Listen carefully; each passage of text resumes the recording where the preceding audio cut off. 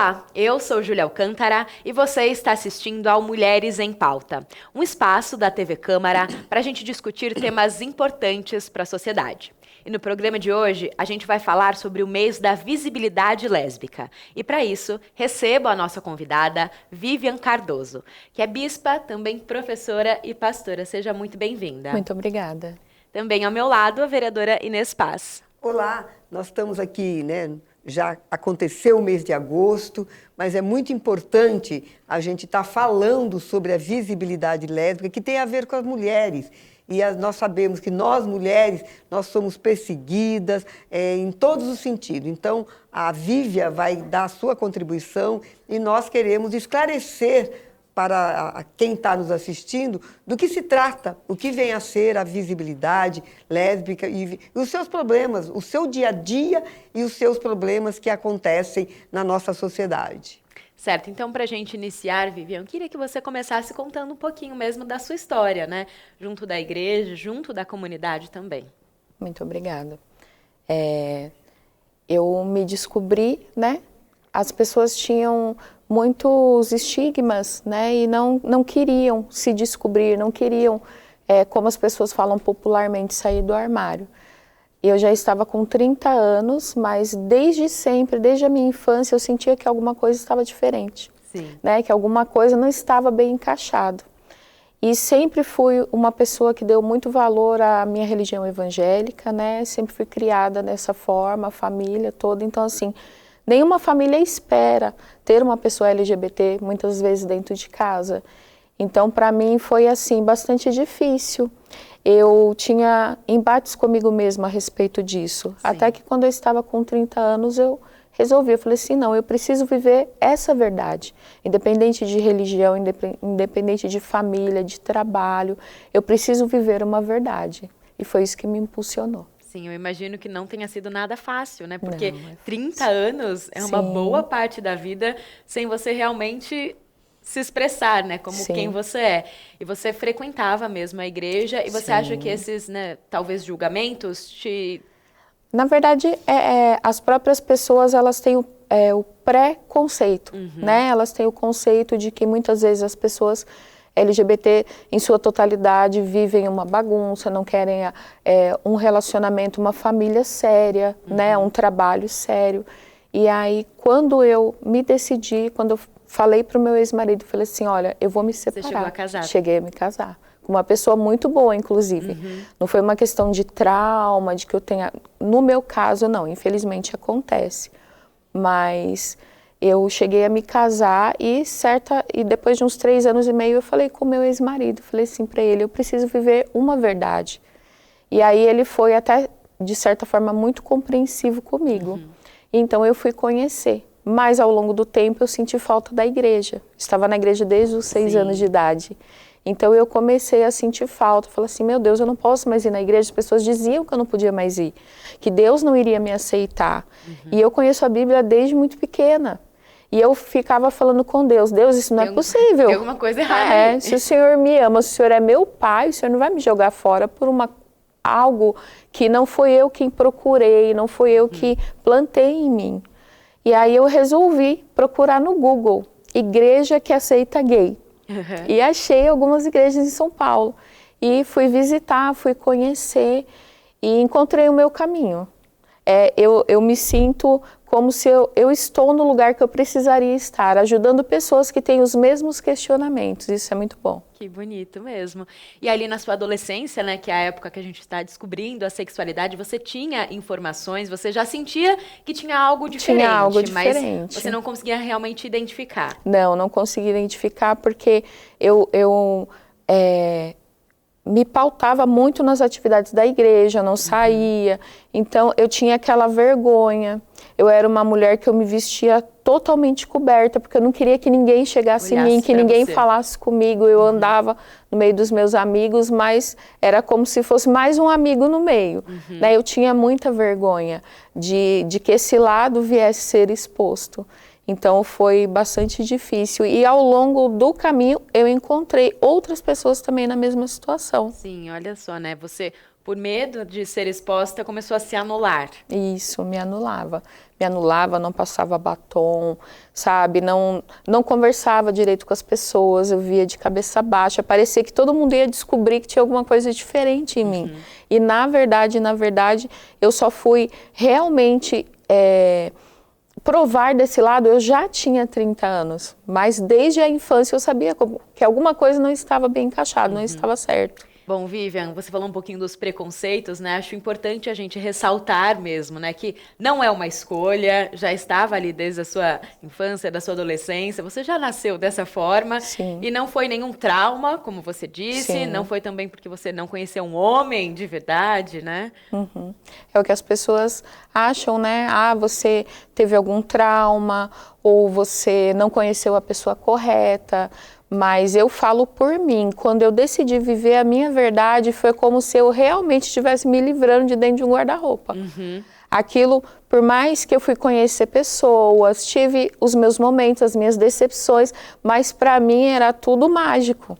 Eu estava vivendo um outro lado que eu não tinha vivido. As pessoas falavam para mim, mas você nunca gostou de ninguém? Eu já. Mas aí eu percebi que eu nunca tinha gostado de verdade.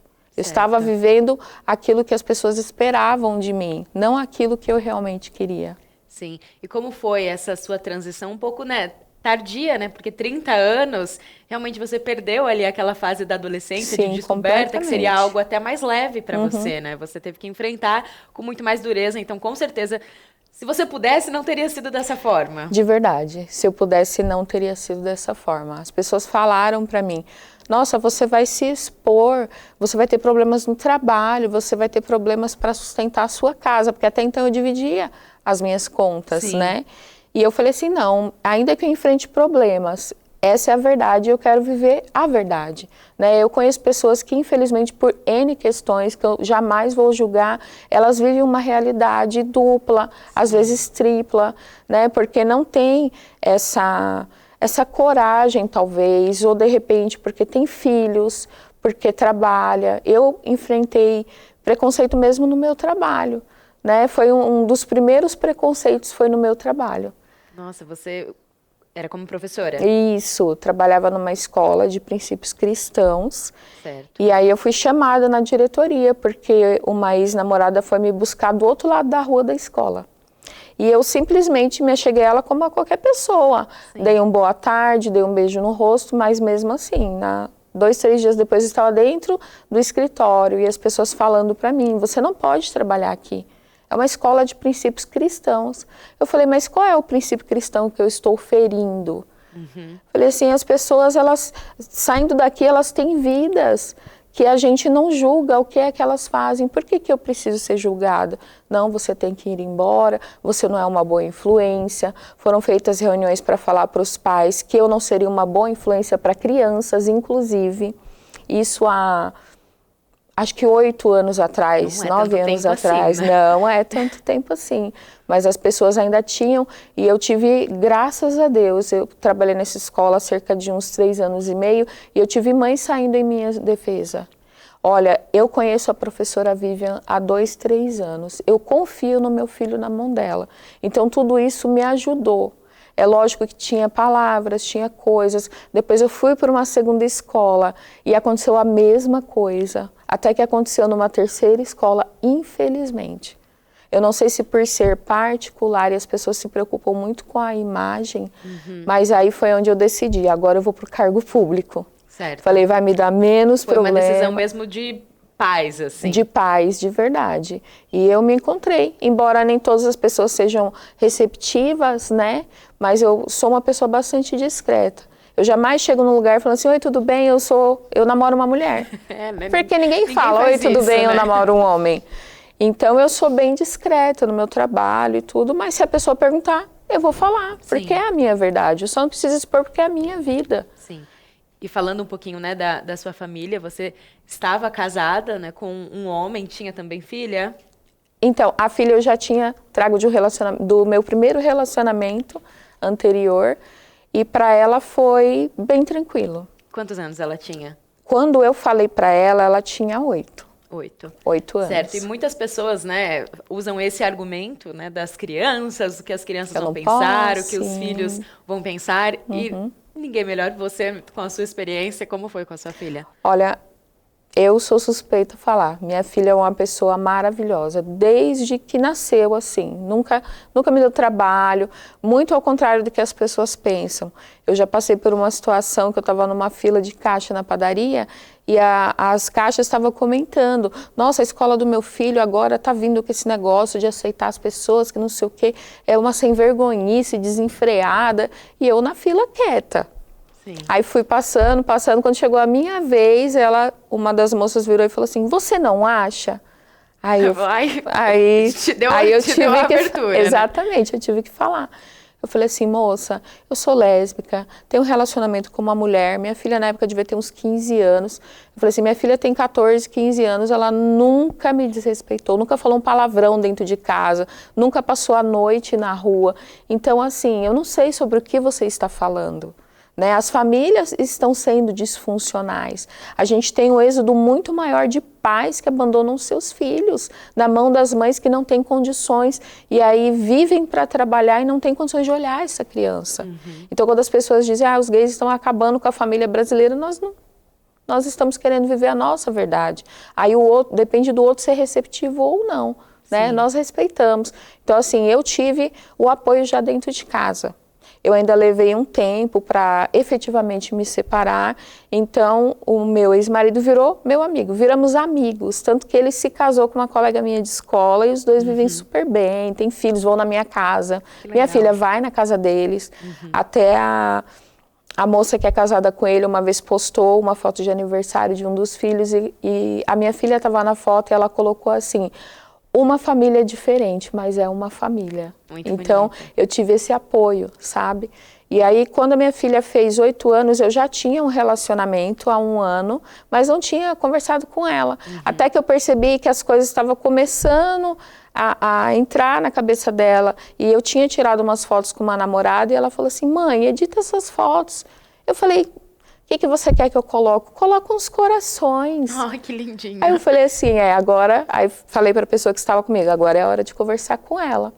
Aí trouxemos ela para a sala, ela sentou e eu comecei a falar. Falei assim: olha, ela é minha namorada. Eu gosto dela. Você vê a mamãe deitando no colo de outras amigas, abraçando outras amigas? Ela: não. Falei: então, você não pode também ser evasiva com as suas amigas. Ela é minha namorada, eu tenho um relacionamento com ela, eu gosto dela. E ela ficou paradinha, escutando. E aí, no final, a gente perguntou para ela: você tem alguma pergunta? Aí ela virou e falou: não. E virou para a pessoa e falou: vamos brincar de carrinho? Que era uma brincadeira que elas tinham. E foi assim. Né? E ao longo da minha vida, da minha caminhada, sofri as primeiras decepções, porque como eu nunca tinha gostado de ninguém, eu nunca tinha me decepcionado. Sofri as primeiras decepções e brinquei com ela um dia, eu falei assim: ela tinha uns 10 anos, eu falei: quer saber? Eu acho que a mãe vai voltar atrás. Ela falou: mãe, não adianta, você não gosta. Olha então, só, graças 10 a anos Deus, com mais sabedoria aí que... Mais sabedoria. E isso já vinha de pequena. Quando ela tinha uns 7 anos, houve um caso na TV de 2 irmãos que estavam abraçados na rua e eles foram agredidos. Um chegou a perder a vida, infelizmente. E eu lembro que ela olhava para a televisão e ela ficava assim, pasma. Eu não tinha falado para ela. E ela falava assim: mãe, por que eles fizeram isso? Não é a vida deles, e se eles fossem namorados? E eu olhava assim para a pessoa que estava comigo, parecia que ela já tinha uma abertura. De certa forma, né? Então as crianças hoje em dia, graças a Deus, têm essa oportunidade de conviver com pessoas diferentes. Antigamente, eu lembro que na minha época que eu era adolescente, eu falava assim: mas onde eu vou achar um gay para conversar? Aquela onde vivem, o que comem, onde trabalham. Não tinha. A minha vida era religiosa, era igreja, casa, igreja, trabalho, escola. E aí depois, quando eu comecei a conversar com as pessoas, eu vi histórias muito parecidas, né? Infelizmente, pessoas que não são aceitas pela família, não são aceitas pela mãe. E é o trabalho que a gente faz, a gente conversa com as pessoas. Você está gostando de alguém? Essa pessoa trabalha, essa pessoa te trata bem, essa pessoa não está sendo abusiva com você, porque é um conselho que infelizmente não vem de casa. né? Uma mãe fala para uma filha, arruma um homem bom, mas uma mãe não fala para uma filha, arruma uma mulher que trabalha, arruma uma mulher ponta firme para caminhar com você. Então esse é o trabalho que nós fazemos, independente da pessoa querer ou não aderir à religião, né? Perdão. Nós orientamos. Um acolhimento, isso, né? A Bíblia diz que Deus faz o solitário habitar em família, e esse é o nosso propósito. Muito bonito. E vereadora, né, a Vivian falou ali do episódio da fila, né, das pessoas questionando isso como se fosse um grande problema, e aí enfrentamos tantos outros, né, como ela até mesmo disse, o abandono paterno, né? Com certeza. Tudo, ouvindo aí o depoimento da Vivian, que conclusão que a gente chega? A importância de se conversar sobre isso, não só sobre isso, mas sobre a questão do machismo, sobre a questão do racismo, sobre a questão aí de LGBT, dentro das escolas. Por quê? Porque aí a pessoa encara com naturalidade, e até entendo, né, quando a Vivian coloca, que a gente é educada, né, educada dentro de alguns princípios que são, que regimentam, que sustentam, que é a questão de qual tipo de família. Né, que nem nós tivemos um debate aí na Câmara, nessa questão da instituição, né, do dia do nascituro, a questão, por exemplo, qual é a concepção de vida? Já se teve dentro do debate, dentro da religiosidade, que a vida era depois de não sei quantas semanas que passou a gestar. Agora tem essa discussão. Então, essas coisas modificam. Então, acho que é fundamental. Porque assim como a Vivian teve essa superação, teve esse acolhimento, mas quantas pessoas não se suicidam por não encontrar esse acolhimento? Então, é esse tipo de vida que a gente tem que valorizar, que incentivar. Todas as vidas são importantes. Então, na medida que a gente tem esse esclarecimento, essa conversa, principalmente na escola, porque às vezes a família não tem condições de explicar, né? Independente de qualquer tema, tem famílias que não têm. Então, é fundamental. Então, nós encontramos questões que às vezes a gente, em vez de ir nas causas dos problemas, a gente começa a julgar e fazer aí um conjunto de conceitos a respeito. Então, primeiro é o seguinte, nós estamos vivenciando um momento que toda forma de amar, ela tem que ser respeitada. Então, quando a gente fala, né, a população LGBT, quando se conversa na escola, qual é a preocupação? Como a Vivian colocou, a Vivian não é uma professora boa para os seus filhos. Mas por quê? Quais são os conceitos que ela está conversando? Ela era até agora, né? Pois é, só a partir de saber que ela é uma lésbica, muda. Então, essa é a questão da essência que a gente precisa ver como enfrentar. Então, primeiro é a educação. E acho que a educação ela não está... não vou dizer assim, ainda incorporando esse debate. Alguns professores fazem, então é preciso isso. Porque nós temos outros problemas sociais que precisam ser enfrentados. Então, essa questão da paternidade, as pessoas têm um casamento dentro da ótica, né, que é considerado que é o normal, que é o homem e a mulher, aí o homem abandona a família, as crianças ficam jogadas na rua, isso não comove. Agora, ver um casal, né, lésbica, né, homossexual, ver um casal homossexual que está tendo um relacionamento ótimo, que está dando amor, que está dando afeto, está dando acolhimento, aí tem que ser julgado. Então, essa inversão de valores é que nós precisamos ver, porque a gente precisa ver isso, que a Vivian superou, mas ainda existe uma população muito grande que vai ao suicídio, que é discriminada, que são jogadas nas ruas pela sua questão aí, da sua orientação, da sua sexualidade. Então, é fundamental. Então, nós precisamos avançar nisso. E eu conheci a Vivian, ela estava falando da questão da igreja, ela pastoreia, né, numa igreja aqui em Jundiapeba, que é essa igreja inclusiva. Então, é fundamental a gente ter esses espaços, né, para que, de fato, as pessoas façam o acolhimento, para a gente ter vida de verdade.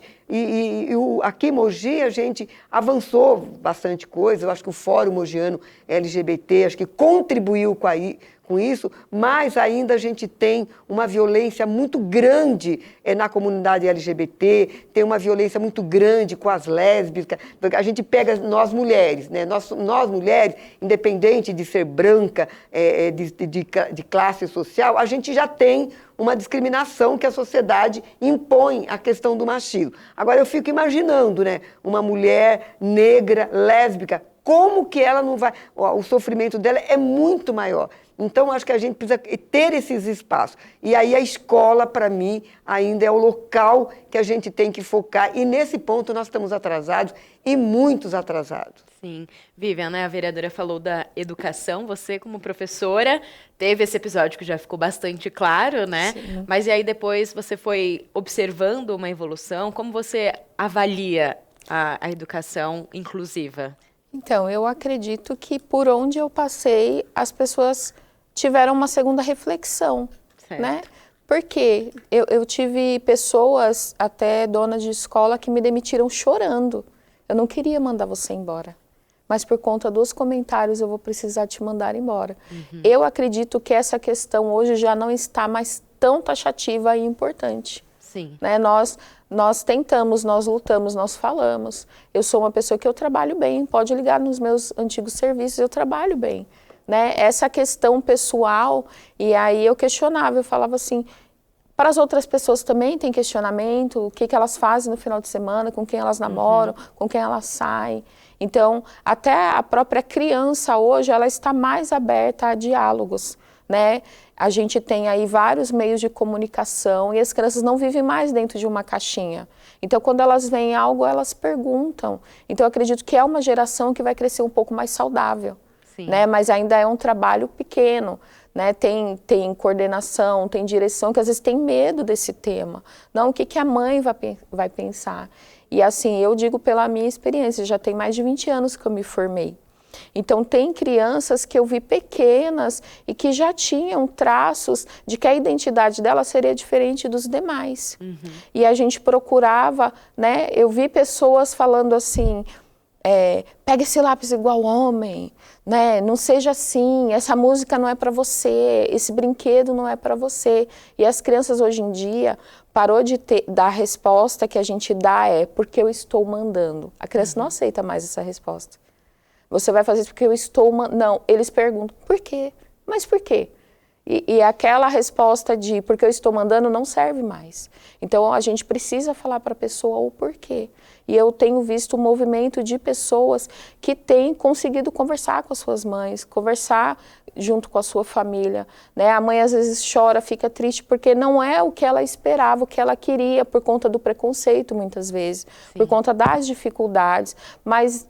hoje em dia é um número um pouco maior de mães que dizem, independente disso, eu amo você, eu vou cuidar de você.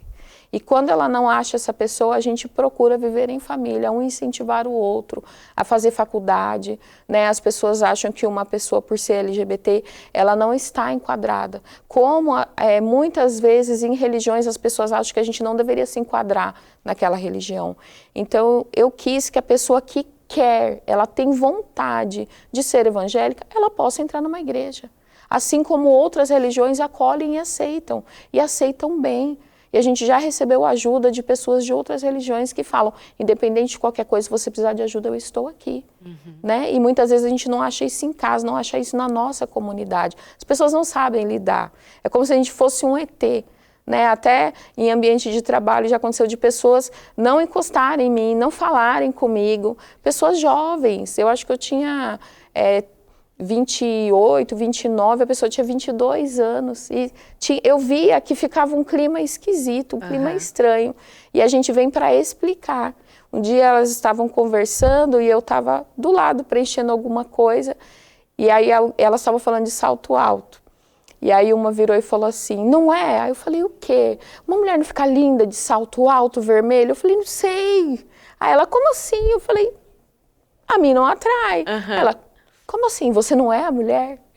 Então as pessoas ainda têm muito estigma, tem muito estigma. E eu fui conversando. Depois era uma pessoa que tinha total liberdade para. E eu perguntei para ela, eu falei, você sofreu algum problema relativo a isso? E ela disse que sim, que uma pessoa tinha sido evasiva com ela, uma outra pessoa que era lésbica tinha sido.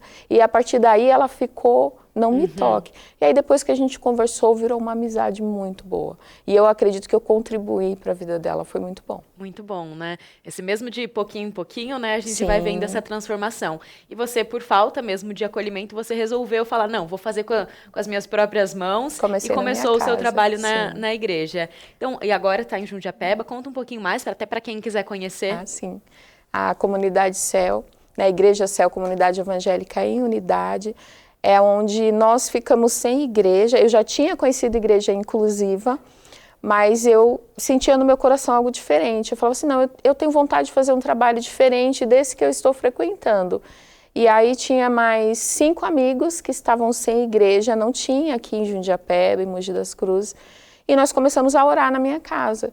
Quando eu vi em um mês, na minha lavanderia tinha um altar, tinha um púlpito, tinha cortina, tinha mesa de som, era aquele espaço que cabia 10 pessoas assim, bem juntinhas. E nós decidimos, depois de 6 meses, alugar o primeiro salão. Depois de 8 meses, alugar o segundo salão. Foi até que rápido, né? Foi muito realmente rápido. Era uma necessidade Era mesmo. uma necessidade. E é um pessoal que vai com alegria. Porque é difícil você ir para um lugar e você saber que você vai ser julgado. Sim. Eu entrei em várias igrejas e os pastores falavam para mim, eu quero que você trabalhe, eu quero que você ajude no ministério. E eu sabia que ele não me deixaria ajudar se ele soubesse que eu sou uma lésbica. Até que eu falei assim, não, eu preciso unir a minha família, os meus. Né? A igreja evangélica tem em toda esquina, você pode entrar sem ser julgado em qualquer uma, mas uma igreja onde um casal homossexual ou lésbico pode entrar com seus filhos, né? Domingo na igreja nós tínhamos acho que 3 ou 4 crianças que estavam com seus pais, com suas mães.